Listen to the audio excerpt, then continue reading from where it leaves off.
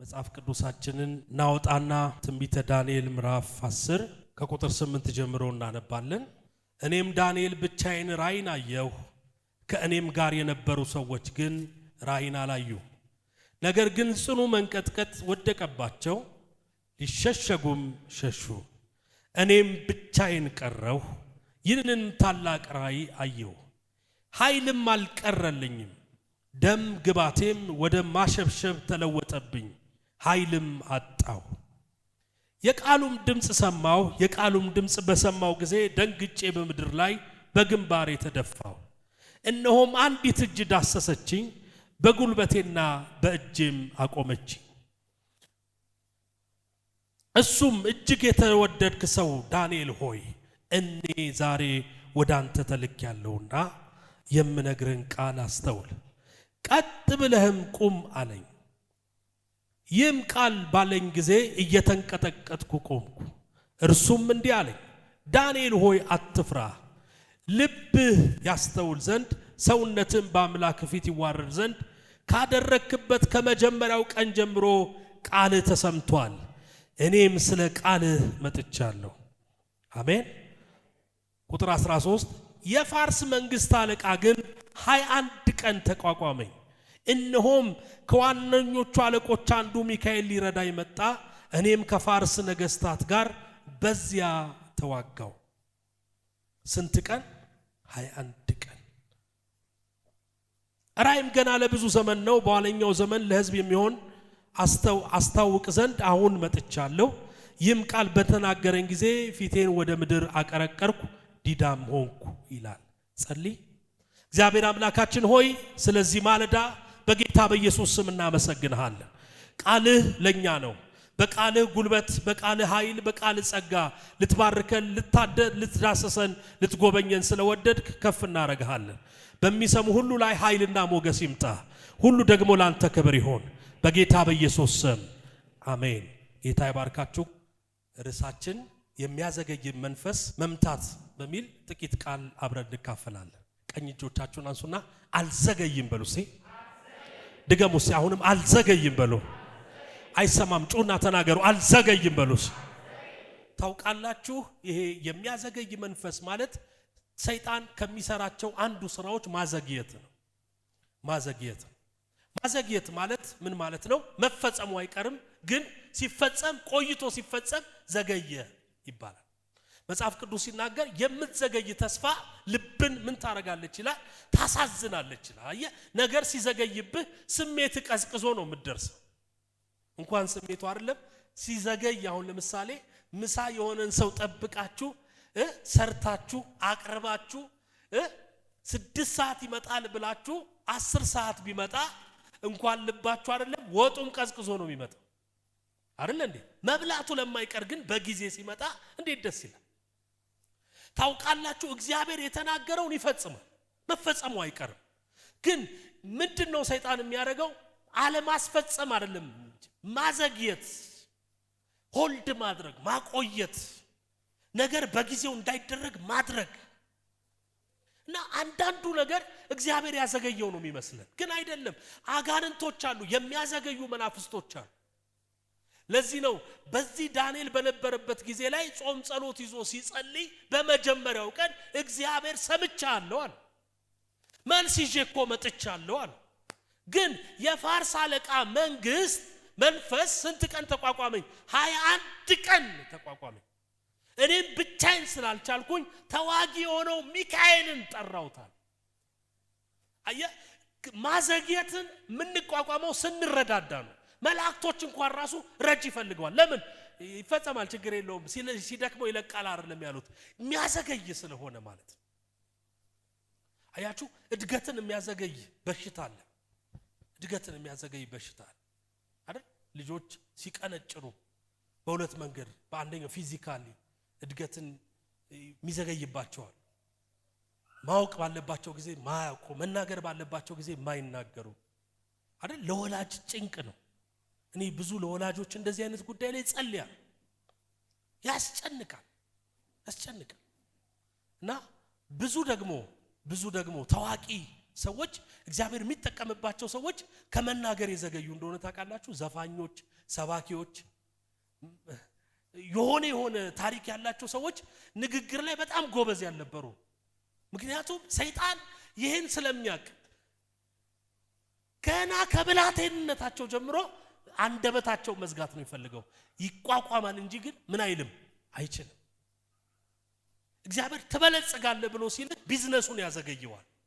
እግዚአብሔር የሆነ ነገር አደርጋለሁ ሲል በዛ ጉዳይ ይተጋል። በቃ በትዳር ባርክሻለሁ፣ በልጅ ባርክሻለሁ ሲባል ታውቃላችሁ ሳራ ይስሐቅን የወለደችው ከ5 ዓመት በኋላ እንግዲህ አስቡት ከ75 ዓመት በኋላ አብርሃም 101 ዓመት ከሆነው በኋላ ምን ያህል ልብ እንደሚሰብር ታውቃላችሁ።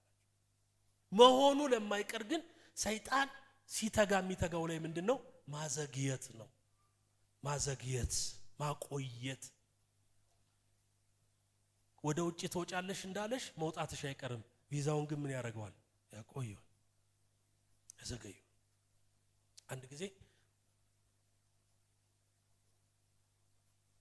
የሆነ ኤምባሲ አመለከትኩ እና ይሄ ኤምባሲ ባህሪው ለካ ይቆያል፣ 6 ወር ይቆያል።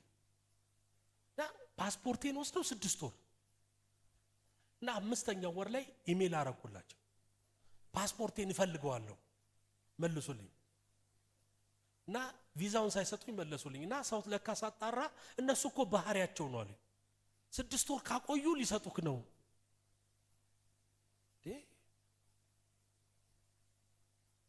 አይቀርም እንዴ አቆይቶ? አዎ።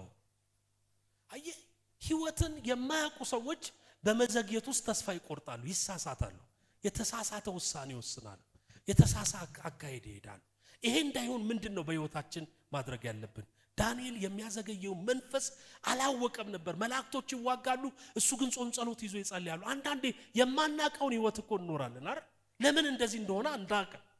ለምን እንደማታገቢ አታቂም። ለምን ስራ እንደዘገየ አታቅም። ለምን እግዚአብሔር የተናገረው ነገር በአንተ ህይወት ላይ እንዳልተፈጸመ አታውቅም።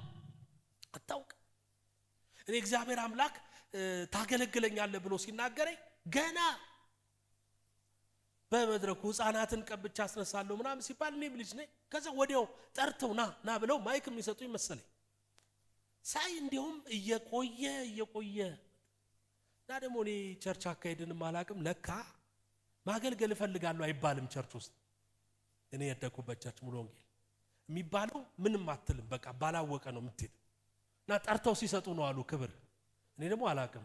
አንተ ነህ እንደ አገልግሎት የምትመድበው አለ የሆነን ሰውዬ። ምን ነው ሲል አይ ቅዳሜ ባገለግል በዚህ እድሜ ና ግባ። አንዳንድ ሰው እንደዚህ ነው። ታገቢያለሽ ሲባል አሁን እዛ በር ላይ የሆነ ባል የምትጠብቅ ሴት አለች። እዛ ሚቅም ጎረምሳ ነው ያለው። ባል እዛ አይደለም ያለው። እና ወዲያው እንዲሆን እንፈልጋለን። ግን መናፍስቶች አሉ የሚያዘገዩ፣ ቅባትን የሚይዙ፣ አገልግሎትን የሚይዙ፣ ነገርን የሚይዙ። መጽሐፍ ቅዱስ የዘገዩ ሰዎች እና ነገር የፈጠነላቸው ሰዎች የህይወት ታሪክ ውጤት ነው። አብርሃምን ተመልከቱት። ለአንድ ልጅ ከ25 ዓመት በላይ ጠብቋል። ኖህን ተመልከቱት። ረጅም ዓመት ውሃ ሲጠብቅ ነበር። ዝም ብሎ ሰው አንተ ስንት ነገር ጠብቃል። አሁን ለምሳሌ አሁን ያላገባ ሰው ባል ቢጠብቅ ፌር ነው። ከኢትዮጵያ ያልወጣ ሰው ቪዛ ቢጠብቅ ፌር ነው። ዝናብ መጠበቅ። ኖህ ምን እየሰራ ነው? መርከብ። ምንድነው የምታረገው? መርከብ እየሰራው ነው። መርከቡ ስንት ደረጃ አለው? በጣም ብዙ ደረጃ አለው። 7 ደረጃ በላይ 7 ፎቅ በላይ የማይታወቅ ቅርጹ የማይታወቅ ነገር ዝም ብሎ ይሰራል። ምንድነው የምትሰራው? መርከብ። እንዴ ምን እየጠበክ ነው? 120 ዓመት ሙሉ 40 ቀን የሚዘንብ ዝናብ። አንዳንድ ጥበቃዎቻችን አመታት ናቸው፣ ሲፈጸሙ ግን ቀናቶች ናቸው፣ ሲፈጸሙ ደቂቃዎች ናቸው። ዛሬ በጌታ በኢየሱስ ስም አውጃለሁ፣ በእናንተ ላይ አነጋጋሪ የሆነ ነገር በህይወታችሁ ላይ ይፈጸም። ቀኝ እጃችሁን አንሱና አልዘገይም በሉ እስቲ።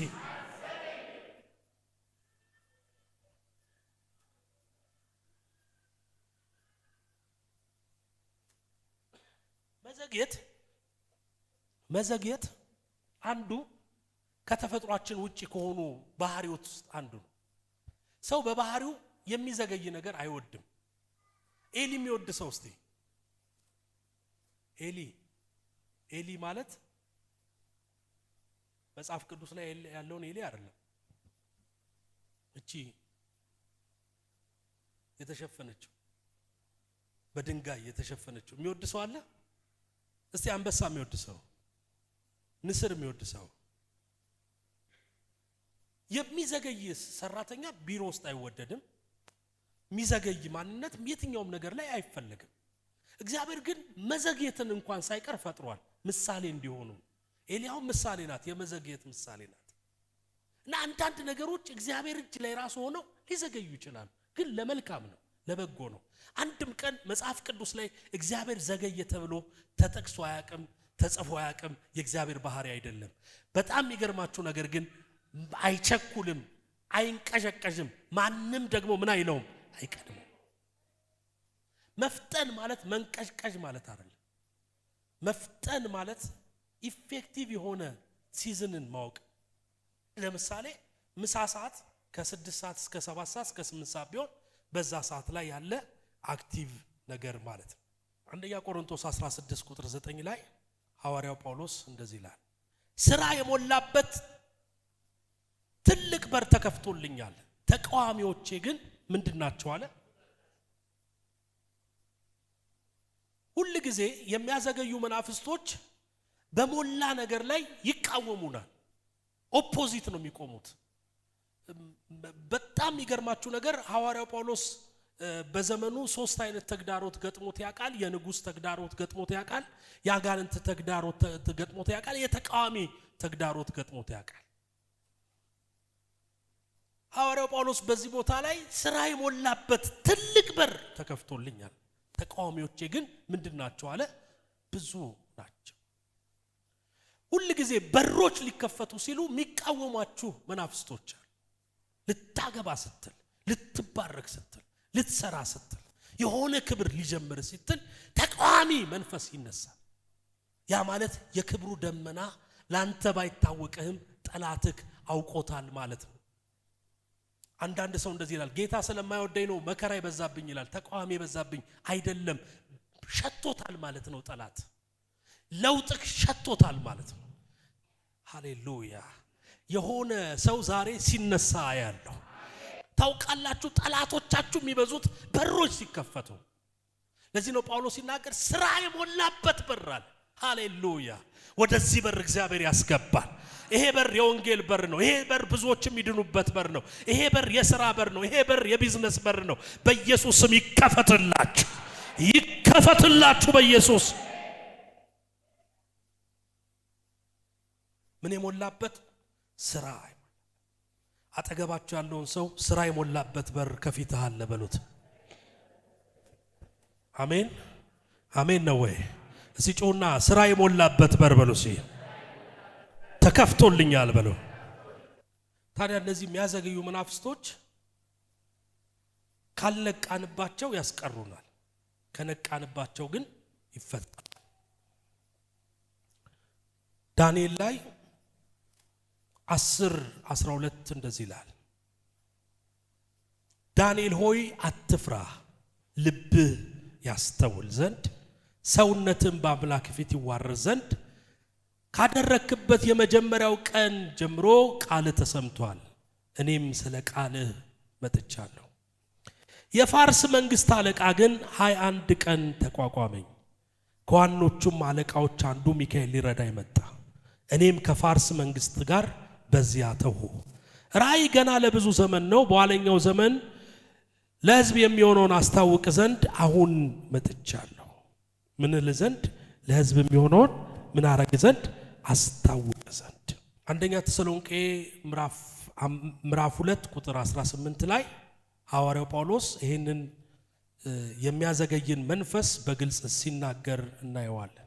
እኛ ግን ወንድሞች ሆይ በልብ አይደለ ፊት ለፊት ለጥቂት ጊዜ አጠናችሁ በብዙ ናፍቆት ፊታችን ለማየት እጅግ ሞከርን። ወደ እናንተ ልንመጣ ወደድን ነበር። እኔ ጳውሎስ 1 እና 2 ጊዜ፣ ሰይጣን ግን ምን አረገኝ? አዘገየኝ። ሰይጣን ምን አረገኝ? አዘገኝ። በአንድ በአማኝ ህይወት ውስጥ ሰይጣን መምታት መግባት ምናምን አይችልም። ማዘግየት ግን ይችላል። ማዘግየት ከውጪ የሚደረግ ጉዳይ። ለምሳሌ ወደዚህ ስንመጣ ቸርች ብዙ ጊዜ በልጆቻችን ምክንያት እንዘገያለን። በኔ ምክንያት አይደለም ወይ በማሚ ምክንያት አይደለም፣ በልጆች ምክንያት። ወይ ልጆች መልበስ አለባቸው፣ ልጆች መብላት አለባቸው። በእነሱ ምክንያት ከምንወጣበት ጊዜ 20 ደቂቃ 15 ደቂቃ እንዘገያለን። አያችሁ፣ በኔ ውስጥ ባለ ፍላጎትማ ጧት መጣ ደስ ይለኛል። ጧት ማለት 2 ሰዓት 12 ተኩል ምናምን ማለት ነው። ጸሎት ጨርሼ ምን ብዬ ቦታ በዛ ሰዓት ደስ ይለኛል። አያችሁ፣ ማዘግየት ከውጪ ነው ያለው። ማዘግየት ከውጪ ነው ያለው።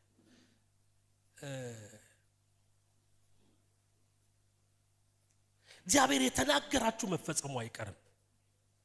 የሰይጣን የመጨረሻ ድል ፈንታው ግን ያን ጉዳይ ማዘግየት። ምን ያዘገያል? መጽሐፍ ቅዱስ ላይ በብሉይ ኪዳን የዘገየባቸውን ሰዎች ተመልከቱ። የመጀመሪያው ሰይጣን ልጅን ሊያዘገይ ይችላል። ልጅ የእግዚአብሔር ስጦታ ነው። ሁለተኛ ትዳርን ሊያዘገይ ይችላል። ትዳርን ሊያዘገይ ይችላል። ያዕቆብ ትዝ ይላችኋል። ራሔልን ወደደ። 7 ዓመት ለራሔል ዋጋ ከፈለ። ራሔል እያለ በግ ጠበቀ። ራሔል እያለ ጧት ውሃ ያጠጣል። ራሔል ይላል። ምንድነው ራሔል ሲባል ራሔል ይላል። ምንድነው ምታቀደው ሲባል ራሔልን እጄ ማስገባት ይላል። በዚህ ዘመን ቢሆን ፎቶዋን ይዞ ሁሉ ሳያጸልይ አይቀርም።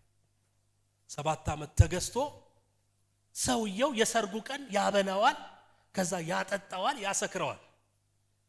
ከራሔል ጋር አድር ያለው ብሎ ሲል እንግዲህ እግዚአብሔር ያሳያችሁ ምን አይነት ጨለማ እንደሆነ።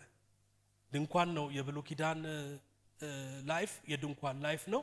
ብዙ ጨለማ ነው እና ራሔል ትታይና ራሔል በቬሎ ናት። ጧት ሲወጣ ሲነሳ ግን ያገኛት ማን ነው? ያ አየ። ስለዚህ 7 ዓመት አዘገየው። ድጋሜ ደግሞ ለራሔል ድጋሜ ስንት? 7 ዓመት። አየ፣ ትዳርን ያዘገየ። አንዳንድ ሰው ስም ላይኖረው ይችላል፣ ወይ ደግሞ ስም ላይኖራት ይችላል። ቀይ ሴት፣ ረጅም፣ ቆንጆ፣ ገንዘብ ያላት፣ ጸባይ አሸጋ እያለ 7 ዓመት ይጸልያል። ከዛ ሌላ ትመጣለች ማለት ነው። ማዘግየት ነው። ያልጸልያችሁበት ነገር እጃችሁ እንዲገባ ሰይጣን ይተጋል። ኦንሊ ልክ መትጋት ስትጀምሩ በዛ ጉዳይ ላይ ሰይጣን በዛ ጉዳይ ላይ ይመጣል።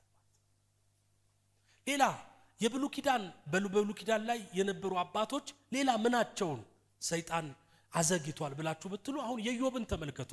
ስራውን፣ ነገር ዓለሙን በሙሉ ነው ሰይጣን እንዴት እንዳረገው ታውቃላችሁ። ትዳሩን፣ ልጆቹን፣ ንብረቱን፣ ገንዘቡን ከሀብታምነት ባንዴ ወደ ድሃነት እንደዚህ የተቀየረ ሰው የለም። ኢዮብን ተመልከቱት። ባለጸጋ ነበር፣ ቀጥሎ ደግሞ ምን ሆነ? ድሃ ሆነ። ከድሃም ደግሞ ለማኝ። እንዲያውም ደግሞ እሱ ብቻ አይደለም ጤናማ ያልሆነ ሆነ። አያችሁ፣ ጤናን ያዘገያል፣ ኢኮኖሚን ያዘገያል፣ ነገርን ያዘገያል።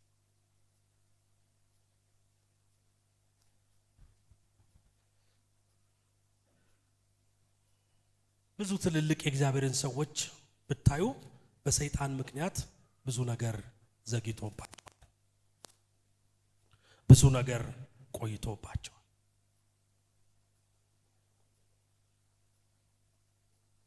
ሐዋርያው ጳውሎስ ይህንን ስላየ 1 እና 2 ጊዜ ወደ እናንተ እንድመጣ ሞክሬ ነበር አለ። ሰይጣን ግን ምን አረገኝ አለ? አዘገየ። ሰይጣን የሚያዘገየው የምትመክሩት ጉዳይ ላይ ነው። ማትሞክሩት ጉዳይ ላይ እሱም ይሹ የለውም። ለመበልጸግ የምትሞክሩት ጉዳይ ላይ ሰይጣን እዛ ጉዳይ ላይ ይተጋል፣ ይለፋል። አሁን ሰይጣን የማያዘገያችሁን ጉዳይ ልንገራችሁ፣ የሚያጣድፋችሁን ጉዳይ ወደ ኃጢአት ብትሄዱ ያጣድፋችሁ። ሩቅ የሆነውን ቅርብ ያደርግልሃል። ለካ እንደዚህ ዘፈን እችላለሁ እንዴ አለ አንዱ። ምክንያቱም ባካርጎ ነበር 15 ዓመት በጌታ ነበርና ከዚህ በኋላ እኔ ጌታን አልፈልግም ከዚህ በኋላ መስፈን ነው የምፈልገው ብሎ ዞር ሲላል ለካ ዘፈኖቹን በሙሉ አቃቸው ነበራል። ለመልመድ አልተቸገርኩም አለ። አየ ቅርብ ነው ማለት ነው። ኃጢአት ቅርብ ናት። ዝሙት፣ ርኩሰት፣ ብዙ ሩቅ የመሰለን ነገር ለካ ቅርብ ነው። ሰይጣን ስለሚያመቻች ቅርብ ነው። ጾም ጸሎት አስቡ ይርቃቸዋል። የእግዚአብሔርን ቃል በሙሉ እስቲ በዚህ ዓመት አነባለሁ በሉና አስቡ። እስቲ አንድ ምዕራፍ እስቲ አነባለሁ በሉና አስቡ ይርቃቸዋል። ምናልባት እጃችሁ ላይ ያለ ስልክ ስለማይዋሽ እጃችን ላይ ያለው ስልክ ማታ ማታ ሰመሪ ይሰጠናልና ምን ያህል ጊዜ ሶሻል ሚዲያ ላይ እንዳጠፋን ቲክቶክ ላይ ምን ያህል ጊዜ እንዳጠፋን ይነግረናል። መጽሐፍ ቅዱስ ከዛ ላይ ስንት ደቂቃ እንዳነበብን ይነግረናል። ና ለሆነ ነገር ቅርብ ነን። እሱም ደግሞ በጣም ችግር የለበትም። አሁን ለምሳሌ መጽሐፍ ቅዱስን ከፍተህ ከማንበብ ሶሻል ሚዲያን ከፍተህ ከማየት የቱ ይቀርባል? የቱ ነው የሚቀርበው? የሶሻል ሚዲያው ይቀርባል አይደል? ይቀርባል። አንዳንዶቻችን ሁሉ እንደዚህ እንለምዳለን። አሁን ትንሽ ከቆየው እኔን እንደዚህ እንዳታረጉኝ በጌታ ጣታችሁን አስሬያለሁ። አንዳንድ ሰው ለምዷል እንደዚህ ወደ ላይ ማድረግ አይደል? ማሚ ብላኛለችና አንዴ የሆነ በጣም ቤት ውስጥ ከነበረች እህት ጋር ስትጨቃጨቅ ጩኸቷ በጣም ስለደበረኝ እንዲህ ባረጋት ደስ ይለኛል አለች። እንዲህ ወደ ላይ አይሆንም። አያችሁ ሰይጣን የሚተጋበት ጉዳይ ምንድነው ካላችሁ በረከታችን ምን ፈልገው ጉዳይ ላይ ያዘገየናል። ማን ፈልግበት ጉዳይስ ይደርበዋል። ችግር የለም ይመጣል። የሆነ ነገር ይመጣል። የሆነ ምናምን ነገር ይመጣል። ግን ጽድቅ ያለበት እውነት ያለበት ትክክለኛ የሆነበት ጉዳይ ደግሞ ሆልድ ያረጋናል። ለዚህ ነው አንዴም ሁለቴም ሞከርን አለ። ምንድነው የሞከራችሁት ጉዳይ? አሁን ግን በሶስተኛው የሚያዘገይ መንፈስ ይሰበራል። ቀኝ እጆቻችሁን አንሱና አልዘገይም በሉ እስቲ። ድገሙ እስቲ። አሁን አልዘገይም በሉ እስቲ። አንዴ ሐዋርያት ሥራ ምዕራፍ 24 ላይ ሐዋርያው ጳውሎስ አንድ ንጉስ ተቋቁሞት ነበር አይደል? ይሄ ንጉስ ወንጌል እንዳይሰብክ ጉቦ የጠየቀው ሰው 2 ዓመት ዘገየ። ፊሊክስ የሚባለው ንጉስ ነውና ይሄ ንጉስ ሐዋርያው ጳውሎስን ተቋቋመ። 24-27 ከቁጥር 24 ጀምሮ ላንብበው ሐሳቡ እንዲገባል። ከጥቂት ቀን በኋላ ፊሊክስ አይሁዳዊት ከነበረች ዱሪሲላ ከሚሏት ከሚስቱ ጋር መጥቶ ጳውሎስን አስመታ። በኢየሱስ ክርስቶስ ስለማመን የሚናገረውን ሰማው። እርሱም ስለ ጽድቅና ራስን ስለመግዛት ስለሚመጣው ኩነኔ ሲነጋገር ሳለ ፊሊክስ ፈርቶ አሁንስ ሂድ በተመቸም ጊዜ ልክ ያስጠራሃለሁ ብሎ መለሰለት። ያን ጊዜም ደግሞ እንዲፈታው ጳውሎስ ገንዘብ ይሰጠው ዘንድ ተስፋ አደረገ። ጳውሎስን ለማስፈታት ወይም ደግሞ ጳውሎስ ከእስር ቤት እንዲወጣ ሐዋርያው ጳውሎስ ጉቦ እንዲከፍል ፊሊክስ የተባለው ሀገረ ገዢ ተስፋ አደረገ ይለናል።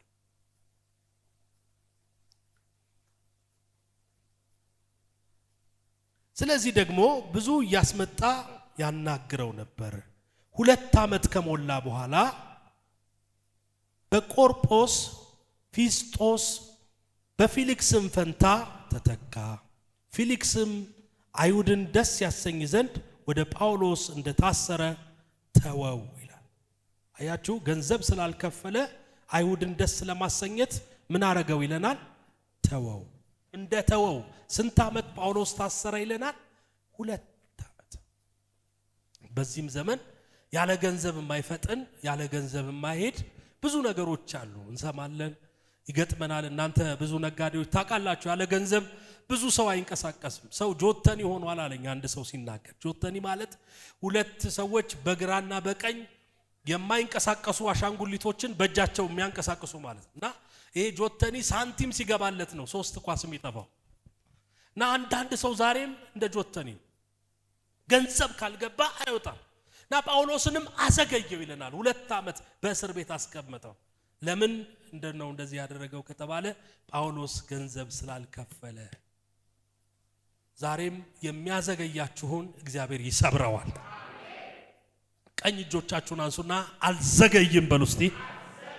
እግዚአብሔር ገንዘብ ከፍሎ አይደለም፣ ደሙን አፍስሷል፣ ልጁን ሰጥቶናል፣ በተአምራቱ ያስፈጥነናል።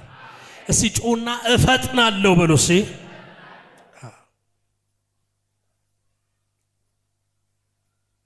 ሰው የእግዚአብሔር ኃይል ሲመጣበት ይፈጥናል። እንዴት ነው የምንፈጥነው?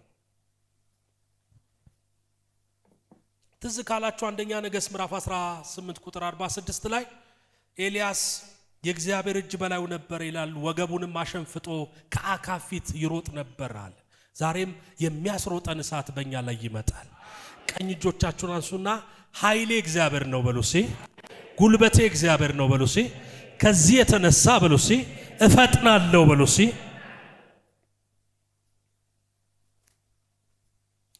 የመጀመሪያው የምንፈጥንበት የእግዚአብሔር ኃይል በእኛ ላይ ሲመጣ። ሁለተኛ እግዚአብሔር እኛን የሚያስፈጥነን ለምንድን ነው ካላችሁ ስለሚፈልግ ነው። ለክብሩ ስለሚፈልግ ነው። ለክብሩ ስለሚፈልግ የምትፈልጉትን ጉዳይ እግዚአብሔር የሚከብርበት ከሆነ ያፈጥነዋል። ራሱ እግዚአብሔር ኃላፊነቱን ይወስዳል ማለት።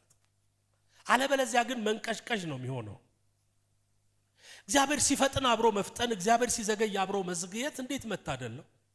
እንዴት መታደል ነው! አንዳንድ ጊዜ ታውቃላችሁ እግዚአብሔር ሲዘገይ እኛን ፈጥንበትና እግዚአብሔር ደግሞ ሲዘገይ ወይም ደግሞ ሲፈጥን እኛ ደግሞ ወደ ኋላ እንቀርበታለን። ሎጥ እንዳደረገው ማለት ነው። ሎጥ ልጆቹን ሚስቱን ይዞ እንዲፈጥን ተነገረው፣ እሱ ግን ዘገየ ይላልና ረዱት ይላል። ወደ ከተማ እንዲወጣ አደረጉት ይላል። ምንድነው እግዚአብሔር እንድንፈጥንለት የሚፈልገው ጉዳይ? እንድንቸኩልለት የሚፈልገው ጉዳይ ምንድነው? በመጨረሻችን ልበላችሁ 2018 ወደ 2019 ከመቀየሩ በፊት በሚቀሩን ቀናቶች ፍጠን ያለባቸው በረከቶች እጃችን ላይ እንዲገባ ዛሬ እንጸልያለን። እስቲ ጮሁና አሜን በሉ በደም። ይሄ ዓመት ሳይሻገር ይሄ ዓመት ሳያልቅ በእነዚህ በሚቀሩ ቀናቶች ላይ ፈጣን በረከት ቤታችን ላይ ይግባ። ፈጣን ብለሲንግ ቤታችን ላይ ይግባ። ቀኝ እጆቻችሁን አንሱና ነገሬ ይፈጥናል በሉ እስቲ። እኔ እፈጥናለሁ በሉ እስቲ። የሚያፈጥን የእግዚአብሔር እሳት ይምጣብን። የሚያፈጥን የእግዚአብሔር እጅ ይምጣብን። የሚያፈጥን የእግዚአብሔር ኃይል ይምጣብን። እግዚአብሔር የላችሁ ሲያፈጥናችሁ በሶስተኛ ደረጃ ምን እንደሚሆን ልንገራችሁ። የ20 ዓመቱን ጉዳይ በ20 ቀን እግዚአብሔር ይሰራላችሁ። ለሆነ ሰው እግዚአብሔር ዓመታቶችን የሚያጥፍ በረከት በእጁ ላይ ያመጣል። ሰው 20 ዓመት ለፍቶ ያላመጣውን ነገር እግዚአብሔር በ20 ቀን ያደርገዋል፣ ያስፈጥናችኋል። ለሆነ ሰው አውጃለሁ፣ በጌታ በኢየሱስ ስም የተቀደማችሁትን ትቀድማላችሁ። አጠገባችሁ ያለውን ንገሩልኝ እስቲ፣ መቅደም ይሆናል በሉት እስቲ። አትቀደምም ትቀድማለህ በሉት። ይሄ መንፈስ እየተመታ ነው ከሆነ ቤት፣ ይሄ መንፈስ እየተመታ ነው ከሆነ ቤት አንድ ሰው እስቲ ጮሆ አሜን ይበለኝ እስቲ። እግዚአብሔር ሲያፈጥነን የቀደሙንን ሁሉ እንቀድማቸዋል፣ ያስቸኩለናል። ዛሬ መፍጠንን ያደርጋል እግዚአብሔር። በ72 ቀን ውስጥ እግዚአብሔር የሚሰራው ታምራት አለ። ለሆነ ሰው ቤት ውስጥ እግዚአብሔር ታምራት ያደርጋል። በዚህ ዓመት እግዚአብሔር አዲስ ምዕራፍ የሚጀምር ሰዋል። አባቶ ይሄ እንዲሆን በኢየሱስ ስም ጸለይኩ። የመጨረሻውን ልናገር። እግዚአብሔር ሲያፈጥነን፣ እግዚአብሔር መፍጠንን ሲያደርግ ምንድነው የሚያደርገው ከተባለ ወደ ፍጻሜያችን እንገባለን። ታውቃላችሁ በመፍጠን ውስጥ መጋጨት አለ፣ በመፍጠን ውስጥ መስመር መልቀቅ አለ፣ በመፍጠን ውስጥ ስሜት አለ። በእግዚአብሔር መፍጠን ውስጥ ግን መድረስ ነው ያለው። እስቲ ጮሁና አሜን በደም። አንዳንዴ ይላችሁ ሚንቀሸቀሹ መኪኖች አይታችኋል። ሊጋጭ ነው በኢየሱስም እያላችሁ ይላል ወደዛ ወደዚህ ምናምን ብሎ ሚያት ሊር ነው ሲባል መብራት ላይ እኩል ትደርሳላችሁ። ለዚህ እኮ ነው ትላለህ። እግዚአብሔር ግን ሲያፈጥናችሁ ማንም ላይ ደርስ ለዚህ እኮ ነው ለማይባል፣ ለዚህ ነው የተንቀሸቀሸው የማይባል። እስቲ ለሆነ ሰው የሆነ ፍጥነት ሲሆን ያለው የመለኮት ፍጥነት የመለኮት ፍጥነት። እስቲ ጮሁን አሜን በሉ በደም። ቀኝ እጆቻችሁን አንሱና ሊያደርሰኝ ያፈጥነኛል በሉ። ሊያጋጭ አይደለም፣ መንገድ ላይ ሊያስቀርህ አይደለም፣ ሊያደርስ። መርዶክዮስ በንጉስ ደጅ ተቀምጦ ነበር ይላል እና ያለመናወጥ ነበር የተቀመጠው። እሱ ተቀምጦ ብዙ ሰዎች አልፈውታል፣ ለስልጣን ሄደዋል፣ ለሹመት ሄደዋል። እሱ ግን ያለመናወጥ ተቀምጦ ነበር ይላል እና አንድ ቀን ንጉስ እንቅልፍ ተነሳ። መዝገብ ገልጦ ማገላበጥ ሲጀምር መፈንቅለ መንግስት ታሪክ ያገኛል። ይሄም መፈንቅለ መንግስት ማን ያሰበው ብሎ መጠየቅ ይጀምራል። ከዛ ታሪኩን ሲያነብ አንድ ይሄም መፈንቅለ መንግስት አውቆ ለንጉስ የተናገረ መርዶክዮስ የሚባል ሰው እንዳለ ይነገር። ንጉስ ጧት ሲነሳ እንደዚህ አለ፣ መርዶክዮስ ስለሚባል ሰው እስቲ ምን ተደርጎለታል አለ ብሎ አሰብ። ሃማን ጠራው። የሚንቀሸቀሹ ሰዎች አሉ። መርዶክዮስ ሁሉ ጊዜ ተቀምጦ ሃማ ሲንቀሸቀሽ ታዩታላችሁ። እንዲያውም ጠባቸው ምንድነው? ሃማና መርዶክዮስ የተጣሉት ምንድነው? እኔ በዚህ በኩል ስንቀሸቀሽ አንተ አትሰግድልኝም ነው። አንዳንድ የሚንቀሸቀሹ ሰዎች አሉ፣ ምንም የማይሰሩ። እግዚአብሔር አምላክ ዘመናችሁን ከመንቀሽቀሽ ጠብቆ በአንድ ቃል ታሪካችሁን ይቀይርላችሁ። ምንም አልተደረገለትም።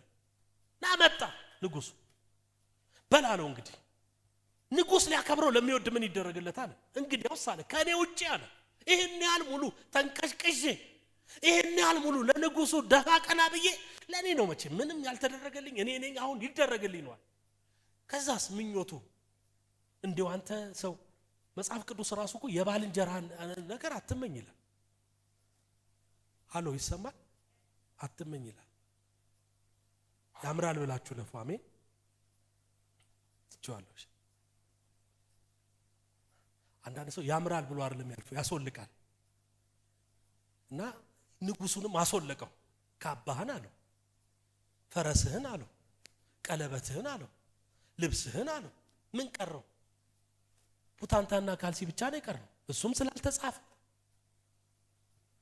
በሙሉ አስወለቀው ንጉሱን። ከዛስ ይሄን ለኔ አድርግልኝ ብሎ ነው ያሰበው። ይሄንን አለው እዛ ለተቀመጠ ላንተ ቀሸቀሸ። ሃሌሉያ እነግራችኋለሁ፣ እግዚአብሔር ዝም ብሎ ቸርች ውስጥ ሲያስቀምጣችሁ ተራ ሊያረጋችሁ አይደለም፣ ሊያደርሳችሁ ፈልጎ ነው። የብዙ መንቀሽቀሽ ይልቅ እግዚአብሔር ፊት ውስጥ መቀመጥ ብዙ ክብር አለው። አንድ ሰው ሲጮህ አሜን ይበለኝ። እስቲ ቀኝ እጆቻችሁን አንሱና አልከሰርኩም በሉ። እስቲ አርግለታለሁ። ከዛስ እየዞርክ በየከተማው ንጉስ ሊያከብረው ለሚወድ ምን ይደረግ? እንዲህ ይደረግለታል። ሃሌሉያ ይደረግላችሁ በኢየሱስ ስም፣ በጌታ በኢየሱስ ስም። የዘገያችሁበትን ዘመን የዘገየባችሁ ነገር ሁሉ በብዙ ፍጥነት ይደረግላችሁ። መርዶክዮስ ንጉሱን ከመፈንቅለ መንግስት አድኗል፣ ግን ምንም አልተደረገለትም። ብዙ ነገር ሰርቷል፣ ግን ምንም አልተደረገለትም። የሚያዘገይ ነገር ነበር። አሁን እግዚአብሔር ያንን መንፈስ መጣው፣ ቀን መጣ። ታውቃላችሁ እግዚአብሔር የሚያዘገየውን ነገር ሲመጣ የሚደረግላችሁ ነገር በሙሉ አንድ ሳይቀር ይፈጸማል። አንድ ሳይቀር በቤታችሁ ላይ ይሆናል። ዛሬ በእነዚህ 72 76 ቀናቶች እንጸልያለን። የሚያዘገይ መንፈስ ይመታል። ገጥሞኝ ስለሚያውቅ እኮ ነው። ገጥሞኝ ስለሚያውቅ የሆነ ነገር ይደረግ ተብሏል፣ እንዳይደረግ ያዘገያል። ይልቀቅ እንላለን። ዛሬ ልቀቅ በኢየሱስ ስም። እስቲ ጮና ይደረግልኛል ብሎ አጠገባችሁ ያለውን ንገሩልኝ። ይደረግልሃል በሉት። ድገሙ። አሁንም ይደረግልሃል በሉት። ሃሌሉያ። እስቲ ጮና አሜን በሉ በደም። አንዳንዶቻችሁ እግዚአብሔር አምላክ የሚያዘገየው መንፈስ ሲመጣ በሚጠላችሁ እጅ መክበር ይሆንላችኋል። ፈረሱን ከፊት ሆኖ ሲጎትት የነበረው ማን ነው? ሃማ። ልብስ ያለበሰው ማን ነው? ሃማ። ይደረግ እንጂ የሚያዘገየው መንፈስ ይመታ እንጂ ይደረጋል። ታሪካችሁ ተጽፎ ብቻ በመጽሐፍ አይቀርም፣ ወደ አካል ይወርዳል። ትንቢት ብቻ ሆኖ አይቀርም። ሐሳብ ብቻ ሆኖ አይቀርም። አይዲያ ብቻ ሆኖ አይቀርም። የሚከፈት ሱቅ ያለው የሚከፈት ራእይ ያለው እጃችሁ የሚገባ መኪና ያለው ምኞትሽን ከበረከቱ የሚያጠግብ እግዚአብሔር ለዘላለም የተባረከ የሆነ ምኞት ብቻ ሆኖ አይቀርም። ሐሳብ ብቻ ሆኖ አይቀርም። ይደረጋል በኢየሱስ ስም። ይፈጸማል በኢየሱስ ስም። ስትጸልዩ እንደዚህ እንድታስቡ ፈልጋለሁ። ማንን እንደመጣራ አላውቅም፣ ግን ያቤጽ ናስቲ ና ስለምትቀለኝ ማዘግየት ማለት ምን ማለት መሰላችሁ? ይሄ ድንቅ ዘማሪ ነው። ዙር እስቲ ወደዛ አባ ወደዛ። አንደኛው ማይክ አለ እንዴ?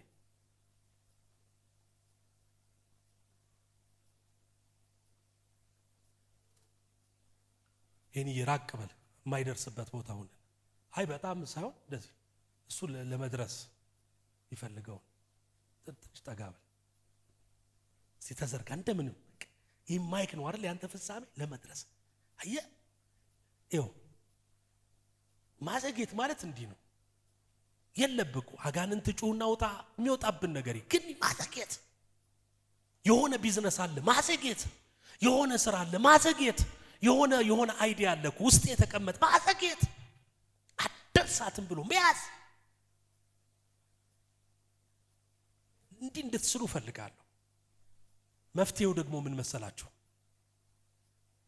መቃወም፣ መዋጋት። ዛሬ አፍጠነኝ ብለን አይደለም እንጸልዩ። ልቀቀኝ ማለት አለብን። ልቀቀኝ፣ ይሄ ጎትተ ያስከኝ ነገር አለ ልቀቀኝ ማለት አለብን። እና አሁን ወደ ሄኒ ከመሄድ ይልቅ ያቤጽ ማድረግ ያለበት እኔ ያስኩትን ነው ማስለቀቅ ያለበት አይደል እንዴ? እስቲ ሞክር። እኔ ያለውበትን ለማስለቀቅ ያቤጽዬ እኔ ነው ማስለቀቅ ያለበት። አየ እዛ ጋር አይደለም። ከዛ በኋላስ ተፈቶ የትም ቢሄድ ሄዶ ይቀበለዋል። ዛሬ አቅጣጫ እንቀይራለን። ማንም ያዘገየ ቢመስላችሁ ሰውየውን ተውት። አሁን ጠላታችንን እንመታዋለን። እስቲ ጮና አሜን በሉ በደም። እንዲህ ስትሆኑ የሚያዘገያችሁን ነገር ጠላት ስታቁ እግዚአብሔር መልአክ ይልክላችኋል።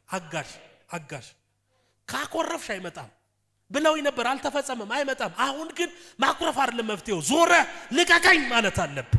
ይሄ አመት ሳያልፍ ስንት ሰው ጌታ ተናግሮታል፣ ስንት ሰው ያልተፈጸመ ትንቢታል። እኔ ማወራረድ እፈልጋለሁ። በጌታ በኢየሱስ ስም የተናገራችሁ ይፈጸም። ይሄ እንዳይሆን ያዘገየ ይመታ። ባልሽን ያዘገየ፣ ትዳርህን ያዘገየ፣ በረከትን ያዘገየ፣ አገልግሎትን ያዘገየ በጌታ በኢየሱስ ስም ለቆ ይውጣ።